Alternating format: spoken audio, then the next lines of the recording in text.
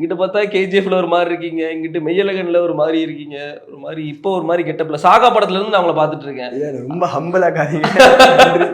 ஒரு மாதிரி so happy உங்களோட க்ரோத், நிறைய சக்சஸ்ஃபுல் ப்ராஜெக்ட். எப்படி வடசென்னை விட்டேன்னு தெரியல, அதில் வடசென்னைக்காரராகவே மாறி இருக்கீங்க.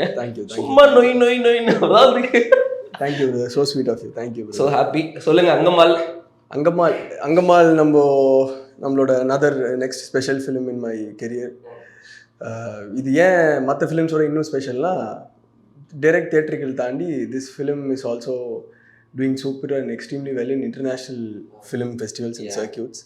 அது ஒரு பெரிய ஸ்பெஷலான விஷயம். ஸோ நான் நடித்த ஃபஸ்ட்டு படம் இது ஃபிலிம் ஃபெஸ்டிவலில் அந்த சர்க்கியூட் சைடு எக்ஸ்ப்ளோர் பண்ணுற மாதிரியான படமாக இது அமைஞ்சது. அஃப்கோர்ஸ் நம்ம நடித்த வடச்சென்னை அதெல்லாம் நேஷ்னல் அவார்டு அந்த மாதிரி படம் அமைச்சாலும் இது அதுக்காகவே எடுக்கப்பட்ட படம்.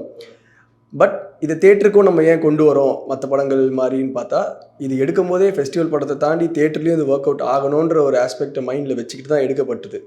ஸோ நீங்கள் ஐயோ இது ஃபெஸ்டிவலுக்கு போயிருக்கா அப்போ ஸ்லோவாக இருக்கும், லேகாக இருக்கும், அந்த மாதிரியான ஸ்டீரியோடைப்போட அசம்ஷன்ஸ்லாம் நீங்கள் இல்லாமல் நீங்கள் ஓப்பன் மைண்டடாக வந்து இந்த எக்ஸ்பீரியன்ஸை நீங்கள் என்ஜாய் பண்ணலாம். ஸோ இந்த படம் எனக்கு அமைஞ்சதில் I am very happy and grateful.